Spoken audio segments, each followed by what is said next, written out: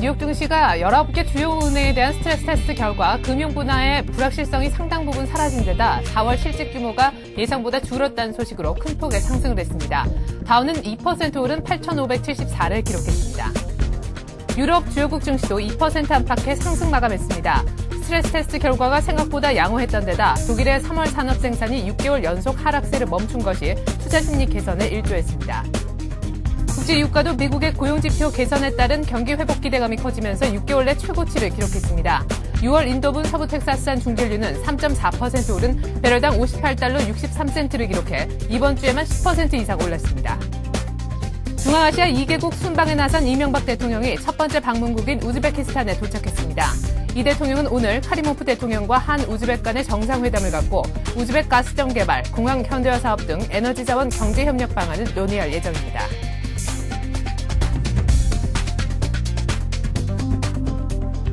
안녕하십니까. 이슈 마켓의 최리나입니다. 지난 주말 뉴욕 증시가 상승세로 마감이 됐습니다. 지난주 내내 시장을 짓눌렀던 스트레스 테스트 결과에 대한 안도감이 작용했음은 물론이고요. 고용지표 역시 개선되게 나오면서 다우는 2% 가까이 상승했는데요. 8,574로 마감이 됐습니다. 한편 S&P 500도 2.4% 상승했고 나스닥 역시 1.3% 각각 올랐는데요. 이로써 다우는 주간 기준으로 4.4%나 오르게 됐습니다. 한편 유럽 증시 역시 금융주 중심의 랠리가 펼쳐졌다고 하는데요. 보다 자세한 글로벌 증시 대우증권 허재원 연구원과 함께 정리해보도록 하겠습니다. 안녕하십니까? 네, 안녕하십니까? 네, 지난 주말에 다우가 2% 가까이나 상승을 했었는데 금융주 랠리는 물론이고 고용지표도 개선되게 나왔다면서요? 네, 그렇습니다. 이제 지난주 미국 주식시장에서는 금융주, 그다음에 이제 에너지주가 강세를 주도를 했는데요. 이제 역시 이제 금융주가 강세를 보인 이유는 스트레스 테스트 결과였던 것 같습니다. 그러니까 FRB에서 스트레스 테스트에서 최악의 경우 내년까지 19개 대형 금융사들이 한 6천억 원 정도의 추가 손실을 입을 것이며 이에 따라서 이 방어적인 성격을 위한 유동성 확보를 위해서 약 746억 달러의 자본을 확충해야 한다고 경고를 했습니다. 그런데 아무래도 이 수치가 결국 그 이전에 언론을 통해서 보도되었던 1,000억 달러 규모의 보에 비하면은 상당히 좀 적은 규모라는 점에서 은행주에게는 상당히 좀 호재로 작용을 한 것 같습니다. 그리고 또 미국 고용 보고서 역시 굉장히 긍정적인 영향을 미쳤는데요. 이 고용 보고서 덕분에 아마 에너지주가 좀 큰 폭으로 강세를 보였고 유가도 좀 큰 폭으로 좀 올랐습니다. 미국 노동부가 이제 지난달에 69만 9천 명 감소를 했던 노동자 수가 4월에는 한 53만 9천 명 감소에 그쳤다고 발표를 했는데요. 아무래도 지난 10월 이후에 감소폭이 가장 큰 폭으로 줄어든 것이고 블룸버그가 집계한 전문가들 예상치 60만 명보다도 훨씬 큰 폭으로 좀 줄어들었다는 점에서 상당히 좀 긍정적인 영향을 미친 것 같습니다. 물론 이제 실업률 수준은 25년 만에 최고 수준이지만 일단 감소폭이 줄어들고 있다는 점에서 미국 경기가 어떤 최악의 상황을 좀 지나고 있는 것이 아니냐라는 공감대를 불러일으킨 것으로 보입니다. 네. 물론 스테트 테스트 결과에 대해서 이렇게 모두가 이렇게 긍정적으로 인식을 한 것은 아니고요. 고용 보고서에 대해서도 아직까지 이것이 완전한 고용 회복을 의미하는 것은 아닌 것은 사실인 것 같습니다. 예를 들면 시티그룹의 스트레스 테스트 결과에 대해서도 상당히 좀 논란이 많은 상황인데요. 이 스트레스 테스트 결과에 나온 것에 따르면은 미국 그 시티은행 같은 경우는 향후 2년 동안 약 한 25억 달러 규모의 이제 순이익을 벌어들일 것으로 예상을 하고 있는데 아무래도 이러한 그 대규모 어떤 순이익 수준 자체가 금융위기 이전의 실적으로의 어떤 회귀를 의미를 한다는 것에서 과연 이것이 과연 지속될 만한 것인가에 대해서 상당히 좀 의문이 남아 있는 것 같습니다. 네. 그렇지만 일단은 금융주라든지 이런 그 미국의 고용 역시 일단 최악을 넘겼다는 대한 안도감은 일단 투자자들에게 상당히 좀 공감을 얻고 있는 것으로 판단을 하고 있습니다. 네, 개별 은행들의 숙제는 아직까지 남아 있지만요. 금융 시스템이 붕괴될지도 모른다는 그런 우려감은 일단 제거가 됐다라는 데 의미가 있는 것 같습니다. 자, 이렇게 스트레스 테스트라는 거대한 폭풍이 지나간 주식시장도 최근 뜨겁게 달아오르고 있지만 원유 시장도 만만치가 않다고 합니다. 이런 배경이 생기게 된 이유와 의미를 좀 함께 좀 짚어주시죠. 일단 원자재 가격이 주가와 함께 굉장히 강한 흐름들을 나타내고 있는데요.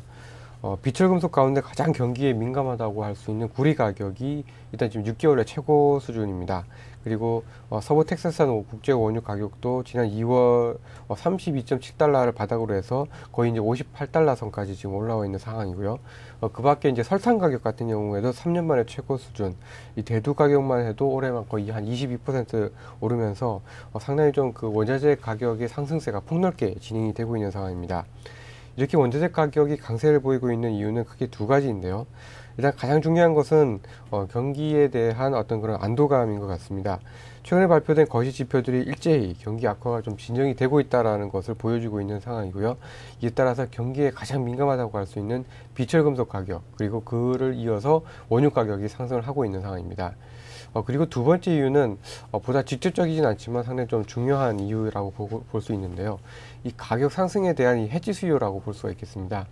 예를 들면 이 보도에 따르면은 미국 델타 항공의 경우 아직 수요 회복이 뚜렷하지 않음에도 불구하고 네. 연료 가격이 급등할 것에 대비해서 이 델타 항공은 올해 연료 총 구매량의 약 한 75% 이상을 선물을 통해서 이미 구매해 놓은 상황이라고 밝혔습니다. 예. 물론 이제 뭐 최근에 설탕 가격이 오른 이유는 설탕 최대 소비국인 인도의 수확량이 감소한 점도 좀 중요한 이유이겠지만은 일단은 이 설탕 가격 그리고 원유 가격 역시 이 선취매용으로 구매를 했다거나 또는 향후 가격 상승 위험을 막고자 하는 해지 수요가 상당히 좀 큰 것으로 좀 나타나고 있는 것 같습니다. 이처럼 원자재 가격이 오르고 있다는 것은 지금 현재로서는 경기 회복이 좀 어떤 그런 가능성을 반영하고 있다는 점에서 긍정적입니다만 최근 국제 금융시장에서 금리가 계속해서 올라가고 있고 원자재 가격도 계속해서 올라가고 있다라고 하면 이 또 다른 이제 경기 회복에 또 다른 장애물이 될 수 있다는 점에서는 다소 좀 주의가 필요하다라고 보고 있습니다. 아직까지는 이 경기 회복을 의미하는 가격 상승이라는 점에서 주식시장에도 상당히 좀 긍정적인 영향을 미치고 있는 것이 사실인데요. 일단은 일정 시점까지 급등을 할 경우에는 상당히 좀 조심할 필요가 있지 않겠냐라고 좀 판단을 하고 있습니다. 네, 주가와 함께 원자재 가격이 강세를 보였던 이유는 전반적인 경기 회복에 대한 기대감도 있지만 추가적으로 가격이 오를 것에 대비한 해지 수요 그리고 선취매 수요 때문이었던 것으로 풀이가 되겠군요. 자, 한편 지난주 유럽 주식시장도 강세 흐름을 이어갔지요. 특별히 유럽중앙은행이 금리 인하 결정을 했었는데요. 25bp 예상했던 정도의 수준이었습니다. 한편 양적 완화 정책도 함께 펴겠다라고 얘기를 했는데 이런 것들이 향후에 어떤 영향을 미칠까요? 일단은 양적 완화 정책 그리고 이제 금리 인하 같은 경우에는 좀 긍정적이라고 판단을 하고 있습니다. 예. 물론 뭐 금리 인하 자체는 예상을 했던 일이기 때문에 뭐 그다지 놀랄만한 일은 아니었습니다만 일단은 유럽 중앙은행이 추가적으로 금리를 좀 더 내릴 수 있다라는 것을 좀 시사했다라는 점에서 일단 경기 진작에 대한 의지를 좀 보여주었다라고 평가를 해볼 수가 있겠습니다. 이에 따라서 유로화 같은 경우에는 최근 한 달 만에 가장 높은 수준까지 좀 올랐는데요. 근데 이제 자세히 본다라고 하면 아직까지는 조금 그 실망스러운 면도 좀 발견할 수가 있는 것 같습니다. 네. 예를 들면 유럽 중앙은행 같은 경우에는 금리를 내리면서도 향후에 어떤 그 금리가 향후에 오를 수 있는 가능성에 대해서도 좀 언급을 했고요. 예. 그리고 그동안 논란이 지속되었던 이 양적 완화 정책에 대해서도 상당히 그 규모가 예상보다는 작은 수준으로 발표를 했습니다. 상당히 좀 600억 달러 규모의 어떤 그 채권을 사겠다라고 발표를 했는데요. 이 영란은행이라든지 미국이라든지 이런 은행들이 다른 미국과 일본의 중앙은행들이 계속해서 이 추가적인 양적 완화의 규모를 유지를 하거나 확대하고 있는 것과는 다소 좀 대조적이지 않나라고 좀 판단을 하고 있습니다. 네. 따라서 정리를 해본다라고 하면 유럽 중앙은행이 경기 침체를 방어하기 위해서 여러 가지 일들을 하고 있고 계속해서 제스처를 취하고 있긴 합니다만 아직까지 아주 적극적인 모습을 보여주지는 못한 것 같습니다. 그리고 최근의 결시 지표들이 오히려 조금 긍정적이라는 점에서 상당히 이 그 부작용이라든지 심각한 우려, 유럽 경기가 다시 한번 크게 위축될 우려는 좀 완화되고 있는 것은 사실입니다만 이 경기 회복이 주춤해질 경우에 또다시 어떤 유럽에 대한 경기의 우려가 부각이 될 수 있다는 점에서 여전히 유럽 시장은 다른 선진국 미국이나 일본에 비해서 상당히 좀 취약한 그런 약점을 가지고 있다라고 좀 보고 있습니다. 네. 자, 그리고 지난주 아시아 증시 역시 강세를 이어갔죠. 한국과 대만도 계속해서 그런 강세 속에 그런 강한 흐름을 보여줬었는데 그런 가운데에서도 LCD 업체들의 주가 흐름이 아주 인상적이었습니다. 특별한 이유가 있나요? 큰 특별한 이유라고 한다라고 하면 역시 이제 그 어떤 중국의 가전 하향 정책인 것 같습니다. 예. 이제 결국 중국의 가전 하향 정책이라고 한다면 중국의 농촌 가게들이 TV라든지 이런 가전 제품을 살 때 정부가 보조금을 주는 것을 통해서 소비를 진작시킨다라는 정책인데요. 이 중국이 세계 전체 LCD 시장에서 차지하고 있는 비중이 약 한 20% 정도 수준이고요. 올해 같은 경우에 지난해보다 무려 거의 한 75% 이상 소비가 늘어난 한 2,300만 대가 팔릴 것으로 기대됨에 따라서 상당히 한국이라든지 이런 대만의 LCD 업체들에게 이 적지 않은 효과를 줄 것으로 기대가 되고 있는 상황입니다. 이제 다만 저희 이제 LED 디스플레이의 경우에서 나타났듯이 여전히 좀 불안한 모습들은 좀 남아 있다라고 보고 있는데요. 최근 한국 LCD 업체들의 출하는 지난 1분기 동안에 한 18% 이상 증가를 했습니다만 여전히 LCD 가격은 지난해 같은 기간 대비해서 한 절반 수준에 불과한 그런 상황입니다. 그리고 또한 최근에 업체들이 경기가 조금 살아난다 싶으니까 생산 설비를 늘리고 있고 특히 대만 업체들이 지난해 하반기 가동률이 거의 50% 미만에 불과를 했음에도 불구하고 최근에 거의 70에서 80% 이상 가동률을 올리고 있어서 재차 공급 문제가 대두될 가능성이 있습니다. 따라서 물론 뭐 수요 측면에서 여러 가지 좀 좋아지고 있는 흐름들이 나타나고 있습니다만 역시 가격 하락에 따른 수요 회복이고요. 이러한 부분들이 가격이 좀 더 올라간다라고 하면 주춤해질 수 있다는 점에서 상당히 조금 이러한 점들을 다소 이제 좀 관심 있게 볼 필요가 있지 않겠나라고 판단을 하고 있습니다. 네, 덧붙여서 국내 증시를 알려면 대만의 가권 지수를 봐라라는 분석도 있던데요. 전체적으로 우리 코스피와 가권 지수의 상관관계가 높아진다는 분석도 있다라는 거 참고하시기 바라겠습니다. 자, 또 이번 주 첫 거래일 아침인데요. 이번 주에 우리가 또 주목해 볼 만한 변수 챙기지 않을 수 없겠죠? 예, 그렇습니다. 이번 주는 지난주 미국의 어떤 고용보고서 발표 이후에 중국 경제 지표 일정에 관심을 기울일 필요가 있겠습니다.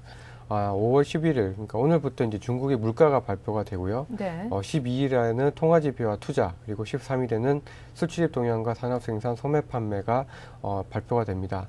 중국 같은 경우에는 한 2, 3일 동안에 모든 거의 거시 지표들이 한꺼번에 발표가 되는 특징을 보여주고 있는데요. 이 가운데서도 가장 관심이 모아지고 있는 부분은 중국의 통화량 지표입니다. 이제 중국이야말로 이제 유동성의 힘을 가장 잘 보여준 나라였기 때문에 이번 그 신규 대출, 특히 통화량 지표에 관심이 모아지고 있는데요. 지난 3월 달에 무려 1.89조 원 위안을 기록을 했던 신규 대출이 4월에는 지금 현재 6천에서 한 7천억 위안 정도로 그칠 것으로 전망이 되고 있습니다. 그래서 이러한 부분들이 얼마만큼 시장에 영향을 미칠지가 관심이 주목이 되고요. 미국 지표들 가운데서는 미국의 소매 판매 결과가 중요한 것 같습니다. 지난달에는 뭐 당초 예상보다는 좀 부족한, 좀 실망스러운 편이었습니다만 아무래도 소매 판매 결과가 개선이 된다라고 하면 좀 더 경기 회복에 대한 기대에 힘을 실어주고 있다는 점에서 주식시장에는 이 조정에 대한, 이 상승에 대한 필요에 대한 우려감들을 조금 해소시켜 줄 수 있다는 측면에서 주목할 필요가 있다라고 판단을 하고 있습니다. 네, 수요일에 발표될 미국의 소매 판매, 그리고 화요일에 발표될 중국의 통화량 지표 잘 챙겨보시기 바라겠습니다. 이 중국의 경기 지표가 기대를 충족시키지 못할 경우에는 차익 매물이 나와서 상해 종합지수가 2,500선대까지 밀릴 수도 있겠다라는 생각이 드는군요. 자, 이렇게 해서 글로벌 증시 정리해봤습니다. 대우증권 허재환 연구원이었습니다. 고맙습니다.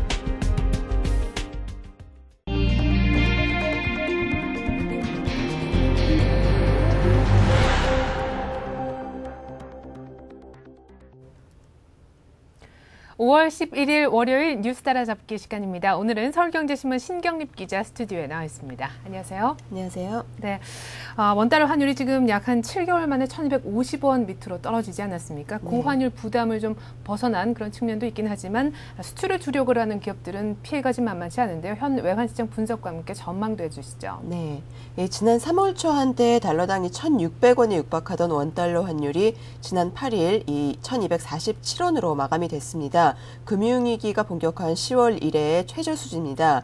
이렇게 불과 2개월 만에 환율이 20% 이상 급락한 것은 외화 유동성 사정이 나아진 데다가 경기 회복에 대한 기대감으로 금융시장 여건이 빠르게 좋아지고 있기 때문입니다. 실제로 지난 3월부터는 이 은행권의 대규모 외화 차입이 가시화되고 있고 또 정부도 30억 달러 규모의 외국한 평형채권 발행에 성공하는 등 달러화 공급이 국내에서 상당히 풍부해지고 있습니다. 또 이 주가 상승과 국가신용 위험 척도인 신용부도 수화프 일명 CDS 프리미엄의 하락세도 환율 하락을 부추기고 있는데요. 이 그림을 보시면은 우리 정부가 발행하는 5년 만기 외평채의 CDS 프리미엄은 작년 말 3.15%포인트에서 지난 7월에는 1.79%포인트로 1.34%포인트가량 하락한 상태입니다. 네. 그만큼 외화 조달 사정이 좋아졌다는 얘기고요. 이 시장에서는 이 같은 외화 유동성 개선과 금융시장 호전에 힘입어서 환율이 1,200원 선 초반까지는 떨어질 것이라는 전망이 우세합니다. 다만 이 1,100원대 진입은 쉽지가 않을 전망인데요. 이 가파른 환율 하락으로 기업들의 수출 채산성이 악화되는 것을 막기 위해서 외환 당국이 적정 시점이 되면은 달러화 매수에 나설 가능성이 크기 때문입니다. 시장 전문가들은 기업들의 수출 경쟁력 유지를 위해서라도 정부가 1,200원 선을 지키는 선에서 외환 시장에 개입할 가능성이 큰 것으로 보고 있습니다. 네, 이렇게 해서 외환 시장 간단한 전망까지 한번 들어봤는데요. 그렇다면 최근 환율 하락이 기업들에 미친 영향은 어느 정도인지 좀 궁금한데 당장은 자동차주가 좀 떨어지고 있거든요. 네. 이 한동안 지속될 것으로 예상이 됐던 고환율 효과가 빠르게 사라지면서 산업계는 지금 비상이 걸린 상태입니다. 물론 이 환율 하락이 당장 실적 수치 악화로 이어지기까지는 시차가 있기 때문에 지금 당장 사태가 악화된 건 아니지만 최근 국내 기업들의 최고 경영자들 사이에서는 환율 효과가 사라진 이후에 대비해야 된다는 경고의 목소리가 높아지고 있습니다. 네. 이 1분기 평균의 환율이 1,400원 수준이었는데요. 이것이 200원가량 하락할 경우 2분기 이후에는 수출 채산성이 급속도로 악화될 것이 뻔하기 때문입니다. 이 외부 기관들 사이에서도 이 환율 하락에 따른 기업들의 실적 악화 우려가 이어지고 있는데요.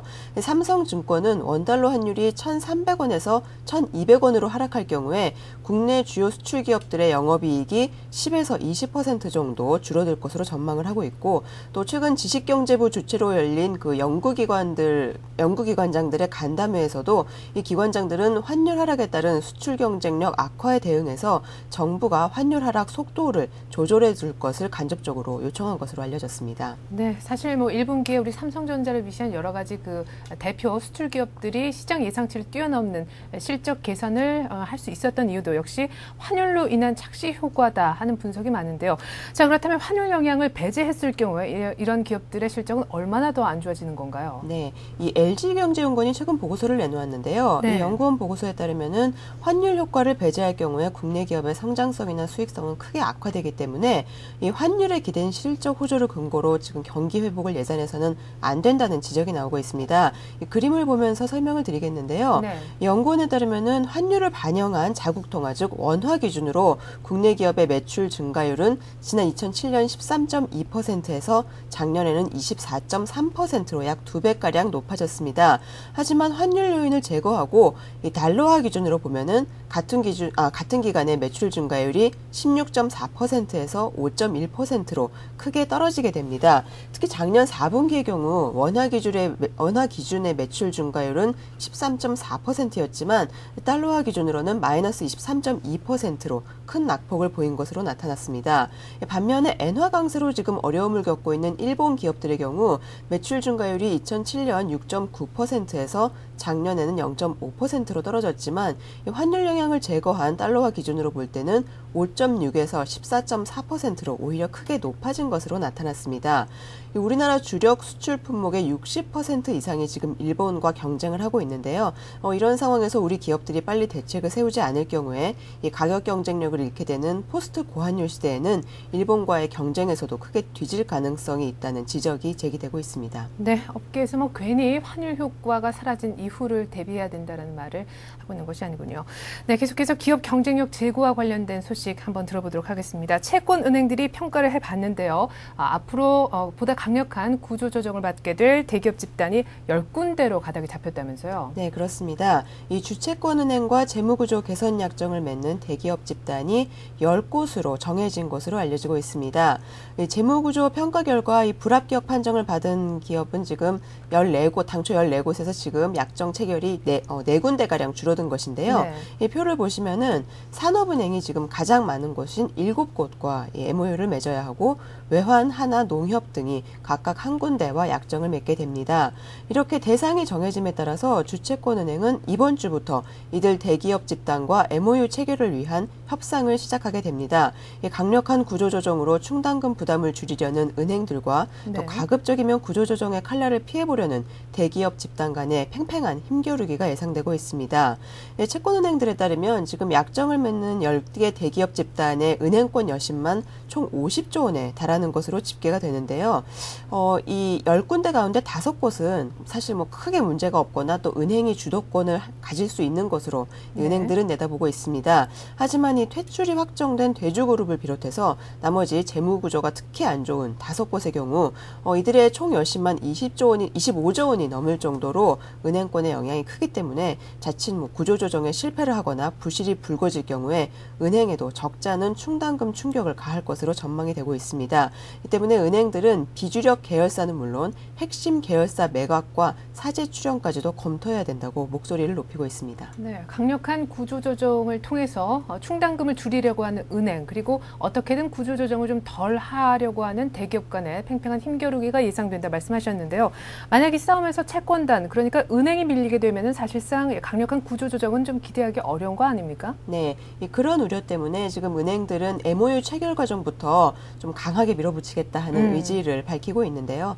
사실 당초에 감독당국은 재무구조 평가에서 합격을 하더라도 약정을 체결하는 곳이 있을 것이라는 입장을 밝혀왔습니다. 하지만 막상 이 선정된 결과를 놓고 볼 때 아직 발표는 물론 안 됐습니다만 이 불합격 기업까지도 빠지게 되는 등 대기업 집단의 방어 논리에 힘이 실린 것이 사실입니다.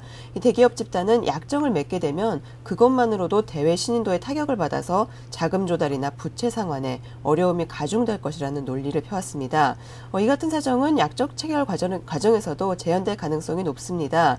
다만 은행들은 일단 기업들의 계열사 매각 등 자구 계획을 세우도록 하고 이것이 받아들여지지 않을 경우에는 자금 지원 중단이나 또 만기 대출 상환 등 보다 강력한 수단을 취하겠다는 입장을 밝히고 있는데요. 경우에 따라서는 사재 출연까지도 요구할 것으로 예상이 되고 있습니다. 이렇게 은행들이 약정 체결에 강한 태도를 보이는 것은 말씀드렸지만은 이 기업 구조조정이 부실화될 경우에 그 부실이 고스란히 은행권의 부메랑이 되어 날아올 것으로 예상이 되기 때문입니다.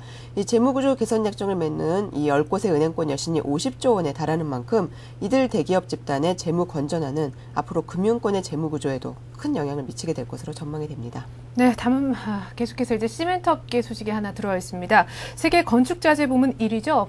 프랑스의 라파즈가 국내 시장에서 철수할 것이라는 소식이 들어와 있는데 어떻게 된 일입니까? 네, 지난 2000년에 한라 시멘트를 인수하면서 국내 시장에 진출한 프랑스 라파즈가 지금 10년 만에 한국 사업 철수를 검토하고 있는 것으로 전해졌습니다. 이 라파즈 한라 시멘트는 최근 지분 매각을 위해서 외국계 증권사를 매각 주관사로 선정을 하고 내부 실사를 진행 중인 것으로 알려졌습니다. 이에 대해서 라파즈 한라 측은 공식적으로 부인한다는 입장을 밝히고 있습니다. 하지만 라파즈 그룹이 지금 전 세계의 비수익 자산을 차례로 매각하고 있는 상황이어서 이 본사 차원의 결정에 따라서 영업 적자를 내고 있는 한국 사업에서 손을 뗄 가능성이 높은 것으로 풀이가 되고 있습니다. 라파즈 그룹은 작년 11월 이 현금 흐름 개선을 위해서 2009년 즉 올해까지 총 10억 유로 이상의 해외 자산을 매각하겠다는 방침을 밝히고 이에 따라서 캐나다의 아스팔트 사업부와 스위스 츄리히의 골재 및 콘크리트 사업부, 또 최근에는 터키의 시멘트 콘크리트 골재 사업을 현지 기업에 매각하는 등 연초부터 총 2억 3천만 유로의 자산을 매각해왔습니다.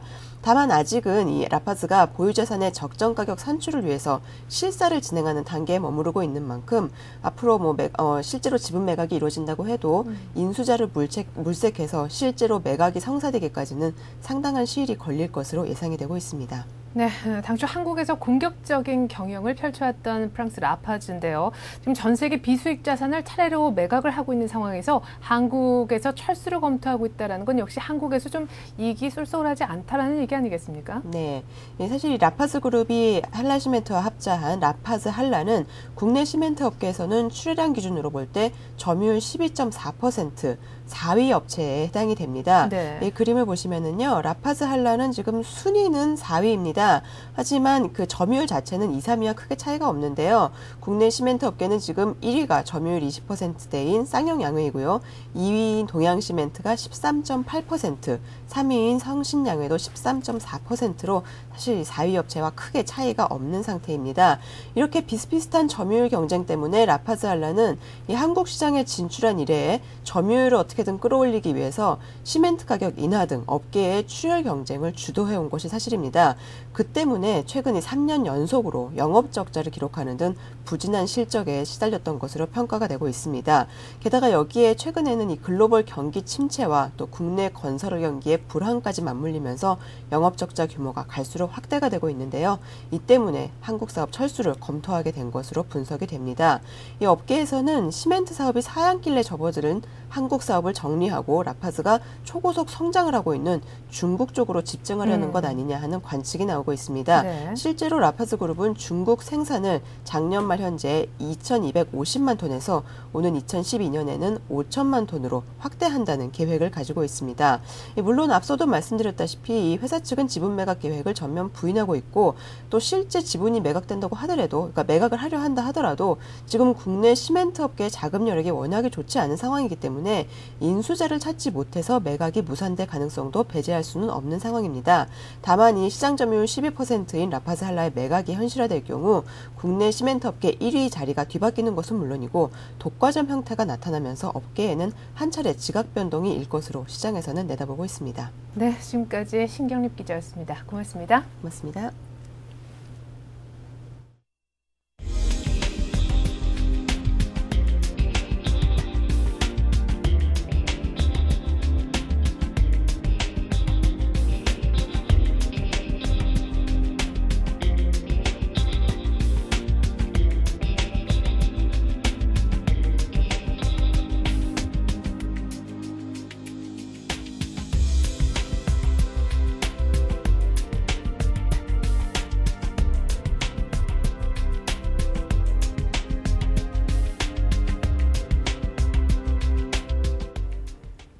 네, 스트레스 테스트 결과가 나쁘지 않게 또 결과가 나왔고요. 미국의 고용시장의 회복 조짐마저 보이고 있습니다. 때문에 지금이 호재의 정점이 아닌가라는 생각을 한 번쯤 해봐야 될 때가 아닌가 싶은데요. 시장이 더 달리기 위해서는 휴식이라든가 혹은 새로운 에너지가 필요한데 당분간은 이렇다 할 모멘텀이나 이벤트가 없어 보이기 때문에요. 이번 주 혹은 오늘은 쉬어가는 장세가 연출되지 않을까 싶습니다. 저는 1시간 뒤에 출발 샘 증시로 다시 인사드리겠습니다. 고맙습니다.